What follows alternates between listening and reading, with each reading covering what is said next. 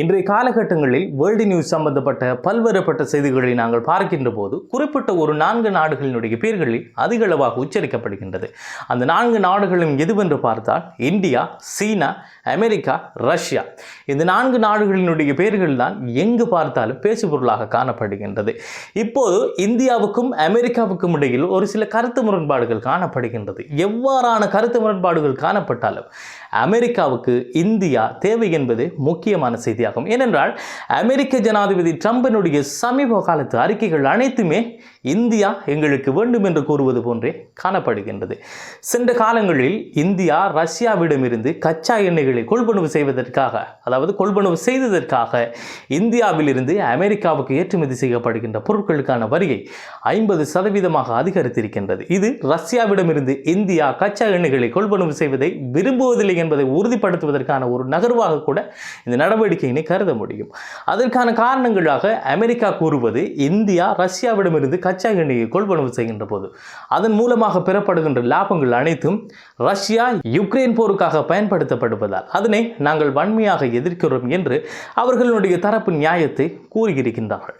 கச்சா எண்ணெய்களை கொள்வனவு செய்வதன் மூலமாக பெறப்படுகின்ற லாபங்கள் யுக்ரைன் போருக்காக பயன்படுத்தப்படுகின்றது என்பதுதான் ஒரு உண்மையான காரணம் என்று நாங்கள் நம்பிவிட முடியாது. ஏனென்றால் ரஷ்யா, இந்தியா 2 நாடுகளுக்கும் இடையிலான வர்த்தக நடவடிக்கையில் எந்த ஒரு கோணத்திலும் அமெரிக்காவுக்கு லாபம் இல்லை. ஏனென்றால் ஏனைய அனைத்து நாடுகளுக்கும் இடையிலான கொடுக்கல் வாங்கல்களின் போது அமெரிக்க டாலர்கள் பணப்பரிமாற்றம் நடைபெறுகின்றது அல்லது அமெரிக்கா இடைத்தரகர்களாக ஏதோ ஒரு வகையில் மறைமுகமான லாபத்தை பெற்றுக்கொள்கின்றார்கள். ஆனால் இங்கு நடைபெறுகின்ற வர்த்தக நடவடிக்கைகளில் அமெரிக்காவுக்கு எந்தவித லாபமும் இல்லை. அடுத்ததாக ரஷ்யா வளர்ச்சி அடைவதை ஒருபோதும் அமெரிக்கா விரும்புவதும் இல்லை.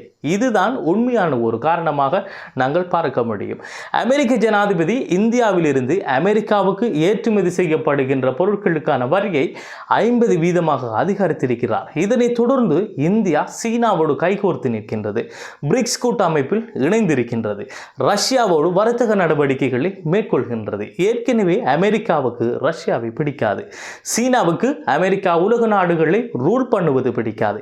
இப்படி 2 நாடுகளும் அமெரிக்காவுக்கு அச்சுறுத்தலாக காணப்படுகின்ற போது அந்த நாடுகளோடு இந்தியா சேர்ந்து நிற்பதை அமெரிக்கா ஒருபோதும் விரும்பாது. அமெரிக்காவுக்கு எவ்வளவுதான் விருப்பமில்லை என்றாலும் அதனை நேரடியாக ஏனைய நாடுகளிடம் அதிகாரத்தை வைத்து கையாள்வது போன்றோ இந்தியாவை அவ்வளவு எளிதில் அவர்கள் அதிகாரம் பண்ணிவிட முடியாது. ஏனென்றால் இந்தியா ஒரு வளர்ச்சி அடைந்த மற்றும் பலம் வாய்ந்த நாடாகும். அமெரிக்காவுக்கு கட்டாயமாக இந்தியா தேவைப்படுகின்றது.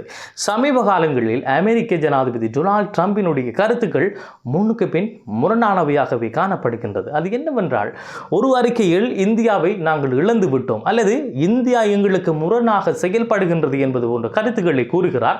ஒரு சில அறிக்கையில் இந்தியாவுக்கும் எங்களுக்கும் இடையிலான நட்பு மிகவும் பலம் வாய்ந்ததாகவும் நெருக்கமானதாகவும் காணப்படுகின்றது. அத்தோடு அவர்கள் ரஷ்யாவிடம் வர்த்தக நடவடிக்கைகளில் ஈடுபட்டதற்காக எங்களுடைய விருப்பமின்மையை காட்டுவதற்காக வேண்டியேதான் நாங்கள் வரி வீதத்தை 50% மாற்றினோமே தவிர வேறு எந்த உள்நோக்கமும் இல்லை என்பது போன்று கூறியிருக்கின்றார். இவருடைய இவ்வாறான முன்னுக்கு பின் முரணான கருத்துக்களை பார்க்கின்ற போது அவர் உலக நாடுகளிடம் நாங்கள் பலவீனமானவர்கள் இல்லை என்பதை காட்டுவதற்காக இந்தியாவை ஓன் பண்ணுகின்ற வகையில் ஒரு கருத்துக்களை கூறிவிட்டு மறுபடியும் இந்தியாவை உண்மையிலேயே இழந்து விடுவோம் என்ற பயத்தில் அவர்களும் நாங்களும் இணை புரியாத நண்பர்கள் என்பது போன்ற கருத்துக்களையும் கூறி கீழே விழுந்து மீசையில் மண்ணோட்டவில்லை என்பது போன்றான நிலைப்பாட்டில் அவர்களுடைய கருத்துக்களை வெளியிட்டுக் கொண்டிருக்கின்றார்கள். இதனை நாங்கள் ஒரு வகையான அரசியல் யுக்தியாக கூட எடுத்துக்கொள்ள முடியும். உலக நாடுகளுக்கு அவர்கள் பலவீனம் இல்லை என்று காட்டுவதற்காக இந்தியாவை மிரட்டுவது போன்றும் மறுபடியும் இந்தியாவை கைவிழந்து விடக்கூடாது என்று அவர்களை இணைப்பதற்காக அல்லது பேச்சுவார்த்தையில் ஈடுபடுத்துவதற்கு யோசிக்க வைப்பதற்கான ஒரு சில கருத்துக்களை வெளியிடுவதையும் அவர்களுடைய அரசியல் காய் நகர்த்தல்களாக நாங்கள் பார்க்க முடியும். ஆனால் இந்திய பிரதமர் மோடியினுடைய கருத்துக்களானது மிகவும் முதிர்ச்சி பெற்ற கருத்துக்களாகவே காணப்படுகின்றது. இதுபோன்ற குழப்ப நிலையில் அவர்கள் இல்லை. அமெரிக்காவினுடைய கருத்துக்களை அவர்கள் மதிக்கிறார்கள் என்றும் அவர்கள் மீது மரியாதை வைத்திருப்பது போன்றான கருத்துக்களையும் வெளியிட்டுக் கொண்டிருக்கின்றார்கள். டொனால்ட் ட்ரம்பினுடைய நகர்வுகள் இவ்வாறு காணப்படுகின்ற போதிலும் ட்ரம்போடு நெருக்கமானவர்களினுடைய கருத்துக்கள் தொடர்ந்தேர்ச்சியாகவே இந்தியாவை தாக்குவதாகவே காணப்படுகின்றது. இப்போது கூட அமெரிக்காவினுடைய நிதியமைச்சர் கூறியிருக்கிறார், இந்தியாவுக்கு ஒரே ஒரு ஆப்ஷன் தான். அவர்கள் ஒன்று அமெரிக்காவை தேர்ந்தெடுக்க வேண்டும் அல்லது ரஷ்யாவை தேர்ந்தெடுக்க வேண்டும். அத்தோடு பிரிக்ஸ் கூட்டணியில் இணைவதை நிறுத்தவும் வேண்டும். அமெரிக்க டாலர்களை ஆதரிக்கவும் வேண்டும். அப்படி அல்லாமல் அவர்கள் ரஷ்யாவை தேர்ந்தெடுப்பார்களாக இருந்தால் 50% வரியை எதிர்கொள்ள வேண்டும் என்று கூறியிருக்கின்றார். நிலைமைகள் இவ்வாறு காணப்படுகின்ற போது இந்தியா தொடர்ந்தும் அமெரிக்காவோடு வர்த்தக ஏற்றுமதி தொடர்பான வரி வீதம் சம்பந்தமாக பேச்சுவார்த்தையில் ஈடுபட்டு கொண்டு வருவதாகவும் ஒரு சில செய்திகளில் பார்க்கக்கூடியதாக இருக்கின்றது. அமெரிக்காவுக்கும் இந்தியா கட்டாயமாக தேவைப்படுவதால் எதிர்வரும் காலங்களில் அமெரிக்கா இந்தியாவோடு ஒரு சில பேச்சுவார்த்தைகளை மேற்கொண்டு 2 நாடுகளுக்கும் இடையிலான உறவினை பலப்படுத்துவதற்கான பல்வேறுபட்ட நடவடிக்கைகளை மேற்கொள்வதில் அமெரிக்கா ஆர்வம் காட்டும் என்று நம்புகிறேன் என்பதை கூறிக்கொண்டு இந்த காணொளியில் இருந்து விடைபெறுவது அப்துல் லத்தீப் ஹசன் நிஸ்ஃபி.